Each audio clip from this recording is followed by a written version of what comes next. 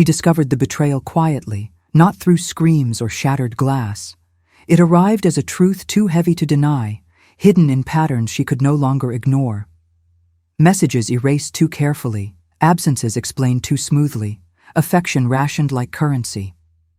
The marriage she protected became a room where silence explained everything words avoided. She remembered defending him to friends, correcting doubts, choosing loyalty over intuition. That loyalty now felt misplaced, like guarding a door that was never locked from the inside. Each memory replayed with new meaning, every kindness questioned, every promise hollowed. She did not cry at first, because shock held her steadier than grief ever could. What hurt most was not the act itself, but how easily it had lived beside her. Betrayal did not announce itself. It waited until she was alone enough to hear it. In the days that followed, she moved through life with practiced normality and private collapse. Morning routines continued, coffee brewed, clothes chosen, conversations answered with rehearsed calm. Inside, something foundational cracked, not loudly, but in a way that changed the structure. Trust, once assumed permanent, revealed itself as a temporary agreement she never renegotiated. She questioned her judgment more than his character, a cruelty she turned inward by habit. How long had she ignored the discomfort? And why had love required her silence? The home felt smaller, as if walls leaned in to listen to her unspoken conclusions. Nights stretched longer, filled with conversations that would never happen and truths never shared. She lay awake measuring time, wondering when certainty had quietly left the marriage. The answer was always the same, long before she allowed herself to ask. Friends noticed the distance, but she offered explanations that protected the image she built. She believed endurance was strength, that staying composed meant staying dignified. Yet dignity felt fragile when it depended on pretending the wound did not exist. Love had taught her to compromise, but betrayal taught her how uneven compromise can be. She realized she had been adjusting herself to keep peace he was already breaking. Every sacrifice now stood exposed, not noble, just convenient for someone else. The future she imagined together blurred, its promises losing color and direction. She grieved a version of herself who believed commitment guaranteed safety. That version trusted words more than patterns, hope more than evidence. Losing her felt almost as painful as losing the marriage itself. Still, she stayed, not from weakness, but from the weight of shared history. Years do not release their hold easily, especially when built on effort and belief. She told herself, endings required certainty, and certainty required time. Meanwhile, the betrayal remained, present in every interaction, shaping every silence. She watched him speak, noticing pauses where honesty should have lived. The man she loved existed, but only in memory, not in front of her. That realization settled slowly, heavy and undeniable, changing how she saw everything. Pain became familiar, almost routine, like furniture she learned to walk around. She did not yet know this pain would become fuel rather than a prison. For now, it was simply the beginning of her descent. She began to notice how loneliness can exist even in shared spaces. Dinner conversations felt scripted, polite exchanges replacing genuine connection. He spoke as if nothing had shifted, unaware or unwilling to acknowledge the fracture. That indifference wounded her more deeply than confrontation ever could. She realized betrayal was not only the act, but the aftermath of being unseen. Her presence had become optional, her intuition inconvenient. Every smile he offered felt borrowed, rehearsed, detached from responsibility. She listened carefully, searching for remorse, but finding only avoidance. What once felt like partnership now resembled coexistence without accountability. And that quiet erosion demanded more strength than any argument. She started questioning moments she once cherished, replaying them with sharper awareness. Vacations, celebrations, ordinary evenings all carried undertones she previously ignored. Love had softened her perception, Blurring lines she now saw clearly. She wondered if happiness had been mutual or merely coincidental. The realization that devotion can be asymmetrical unsettled her deeply. She had invested fully while trusting he was doing the same. Now that trust felt naive, not innocent, but dangerously self-sacrificing. She recognized how often she excused behavior to preserve harmony. Peace, she learned, can be maintained at the cost of self-respect, and that cost was now demanding repayment. Her body responded before her mind could organize the pain. Sleep became shallow, appetite inconsistent, energy difficult to summon. Stress settled into her shoulders, her jaw, her breathing. She carried emotional weight that had no visible explanation. People complimented her composure, unaware it was built on suppression. She smiled out of habit, not happiness, efficiency replacing warmth. Inside, she felt suspended between staying and leaving. Neither choice offered relief, only different forms of loss. She feared making the wrong decision more than enduring the current pain. Fear quietly became her daily companion. Yet beneath the fear, something unfamiliar began to form. A subtle resistance to the narrative she had accepted for years. She noticed moments where she imagined life beyond this version of herself. Those thoughts frightened her, but also awakened something dormant. She questioned why loyalty demanded her diminishing presence. She wondered who she might be without constant self-adjustment. The question lingered, uncomfortable and persistent. She was not ready to act, but she was no longer numb. Awareness, once ignited, refused to retreat. And awareness marked the true end of her innocence. The moment of collapse did not arrive dramatically, but with exhausting clarity. She realized she was living in constant negotiation with her own dignity. Every day required her to minimize herself to keep the peace intact. That realization struck harder than the betrayal itself. She was not only being hurt, she was actively participating in her own erosion. Love had transformed into maintenance, effort spent sustaining something already broken. She felt resentment growing, not just toward him, but toward her own endurance. Staying no longer felt patient, it felt complicit. And once that distinction became clear, the ground beneath her gave way. The fall had begun long before she noticed the height. Confrontation finally happened, not fueled by rage, but by exhaustion. Her voice remained steady, though her body trembled with accumulated restraint. He denied first, then minimized, then redirected blame with practiced ease. Each response confirmed what silence had already taught her. There was no accountability waiting on the other side of honesty. She understood then that truth alone does not repair what respect abandons. The conversation closed nothing. It only exposed the absence of remorse. She left the room feeling lighter and more shattered simultaneously. Relief mixed with grief in confusing proportions. Nothing had been resolved, yet everything had changed. The days that followed felt unstable, as if her life had lost its center of gravity. She questioned routines, relationships, even her sense of self. The future she planned dissolved into undefined space. Security, once external, was suddenly unavailable. She oscillated between anger and mourning without warning. Some mornings she felt powerful, others unbearably small. Her identity as a wife unraveled faster than she anticipated. She wondered who she was without the role she had protected so fiercely. The absence of that answer terrified her more than loneliness ever had. Uncertainty became the loudest presence in her life. Eventually, the weight became unsustainable. Staying required more energy than leaving ever could. She understood that remaining would mean accepting permanent diminishment.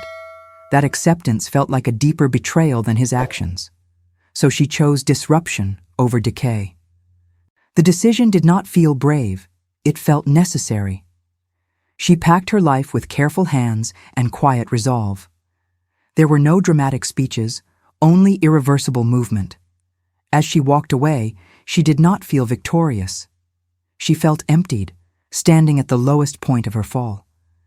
Leaving did not bring peace. It brought silence that magnified everything she avoided. The apartment felt temporary, like a pause rather than a destination. Nights were the hardest, absence echoing louder than arguments ever had.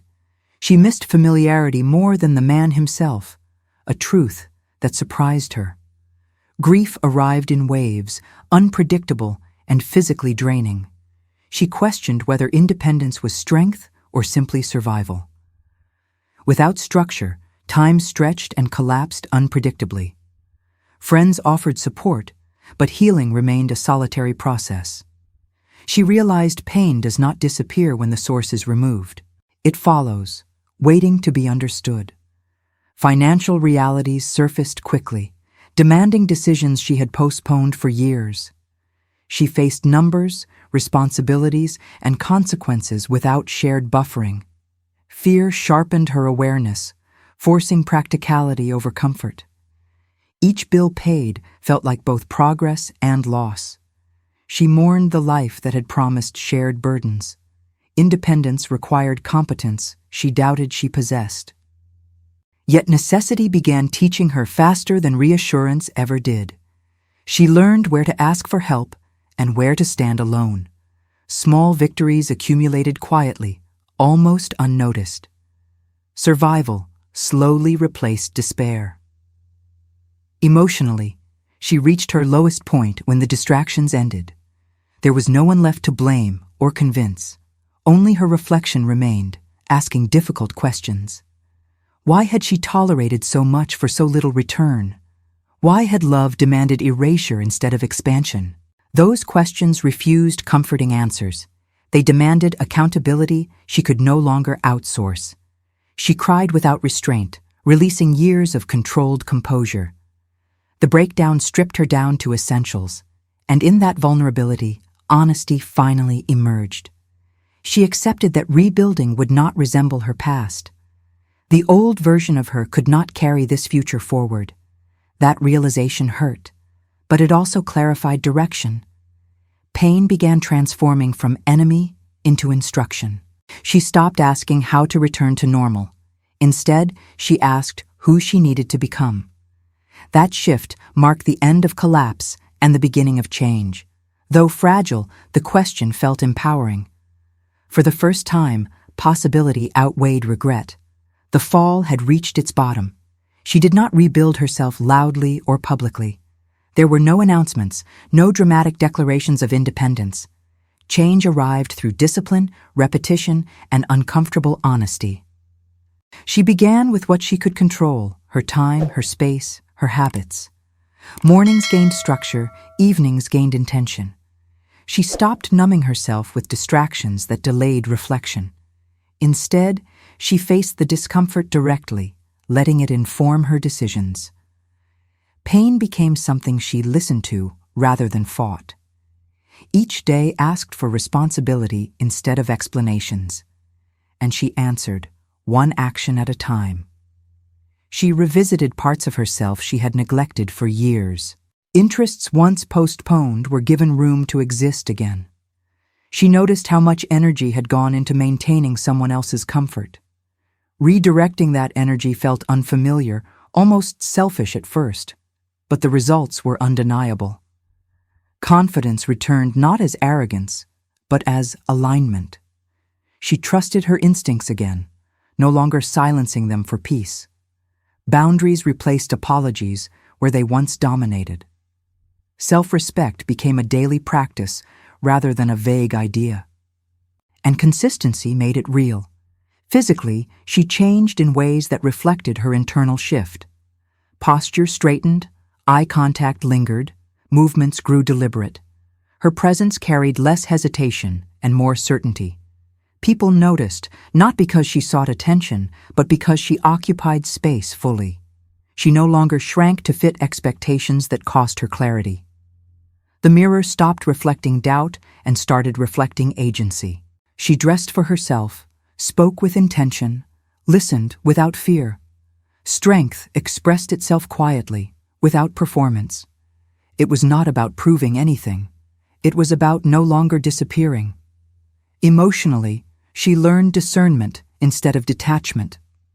She did not close her heart, she fortified it. Trust became conditional on behavior, not promises. She stopped romanticizing potential and prioritized reality. Patterns mattered more than words, actions more than apologies. She forgave herself for past endurance without excusing future tolerance. Growth demanded accountability, and she accepted it willingly. The woman emerging was unfamiliar, but unmistakably grounded. She was not healed, but she was honest, and honesty gave her power she had never held before. Her life began to reflect the internal order she had built quietly. Decisions felt cleaner, guided by clarity instead of emotional urgency. She no longer negotiated her worth to avoid discomfort. Opportunities aligned as her standards sharpened. She chose environments that respected her presence rather than tested her limits. Peace replaced chaos, not as absence of struggle, but as presence of control. She noticed how little she missed the version of life she once defended. What she lost no longer defined what she lacked. It defined what she refused to accept again. And that distinction reshaped everything. People from her past reappeared, drawn by a change they could sense but not name. Some admired her composure, others felt unsettled by it. She no longer over-explained her choices to ease discomfort. Silence became selective, communication intentional. She recognized manipulation faster and disengaged without guilt. Her boundaries did not invite debate. They existed as facts, not threats. This new steadiness altered how others interacted with her. Respect replaced familiarity where entitlement once lived, and she welcomed that shift without apology. Eventually, news of her transformation reached him, not through confrontation, but through absence and reputation. He heard she was thriving, not surviving, that she moved differently, spoke less, but meant more. The woman he remembered no longer existed in accessible form. Curiosity replaced certainty in his thoughts. He wondered when exactly he lost her. The answer remained elusive because it happened gradually, not suddenly. Loss often announces itself only after distance becomes permanent. And permanence had already settled. When they finally crossed paths, recognition arrived without intimacy. He saw confidence where compliance once lived. Her presence carried finality, not bitterness. She greeted him kindly, without nostalgia or invitation. That restraint unsettled him more than anger ever could. He realized reconciliation was no longer an option. Not because she hardened, but because she evolved. What she became was not reachable through regret. The past offered no leverage anymore. And he understood too late that she was gone. Time did not punish him loudly or immediately. Justice arrived quietly, disguised as realization rather than revenge. He began noticing the absence she left behind in places she once filled effortlessly. The stability he took for granted revealed itself as something she had maintained alone. Without her, relationships felt transactional, shallow, easily replaceable, but never equivalent. He recognized too late how rare her loyalty had been. What he mistook for permanence was actually patience. And patience, once exhausted, does not return. Regret settled in slowly, without spectacle. It stayed because it had nowhere else to go. He attempted to reach out, not to repair, but to relieve himself. Messages drafted carefully, rewritten repeatedly, and ultimately sent too late. Her response was polite, brief, and emotionally unavailable. No anger, no accusations, no reopening of wounds. That restraint communicated finality more clearly than confrontation ever could. She owed him nothing, and both of them knew it. The door he expected to still exist had been removed entirely. What remained was the understanding that access had expired. Loss, when deserved, does not negotiate. It simply closes. Meanwhile, her life continued expanding without reference to him. She built routines that reinforced peace rather than chaos. Success arrived steadily, not to prove a point, but to honor effort. She no longer measured progress against what she escaped. Fulfillment became internal, grounded, self-sustaining. Her laughter returned, lighter, unburdened by vigilance. She trusted herself completely, no longer questioning instinct. Freedom replaced validation as her guiding value. She did not look back because there was nothing unresolved. Closure had been created through action, not explanation. Justice, she learned, is not about winning. It is about no longer being available to be diminished. He remained where he was, replaying moments he once dismissed. She moved forward, uninterested in witnessing his realization. Distance preserved her clarity and protected her growth. She did not need acknowledgement to confirm her worth. Her existence itself became the answer he never received. Some consequences arrive after apologies lose relevance. This was one of them, and it was permanent. Their story did not end with confrontation or dramatic acknowledgement. It ended with divergence so complete it erased the need for explanation. He carried the memory of who she became like an unanswered question. She carried nothing from him that required resolution. Time clarified what emotion once distorted. She had outgrown the version of life that once limited her. Growth rendered the past irrelevant, not painful. What once wounded her no longer had access to her attention. Distance did not feel cold, it felt accurate. And accuracy brought peace. He learned that desire does not equal entitlement, that regret does not reverse consequence, that some losses exist not to teach, but to remain. She was no longer a lesson, a possibility, or a memory to revisit. She existed beyond his reach, fully and intentionally. The woman he could not touch was not distant in space, but in evolution. Her standards no longer recognized his presence. Access had been revoked permanently, without drama, and permanence, once accepted, became irreversible. That was the cost of his certainty. She moved through her life unburdened by unfinished narratives. Her identity no longer formed in reaction to harm. She defined herself through choice, not recovery. Strength had replaced endurance as her defining trait. Love, when it returned, would meet her whole, not her sacrifice. She trusted her discernment without hesitation. Nothing about her future required his absence to make sense. He was not a chapter she revisited. He was context she outgrew. And that distinction freed her completely. Justice did not raise its voice. It did not demand recognition or apology. It arrived as alignment between who she became and what she accepted. He remained where he was, aware of what he lost, but unable to reach it. She continued forward, untouched by his awareness. The balance was restored, not through punishment, but through separation. Some endings do not seek closure, they create it. This was one of them, and it held.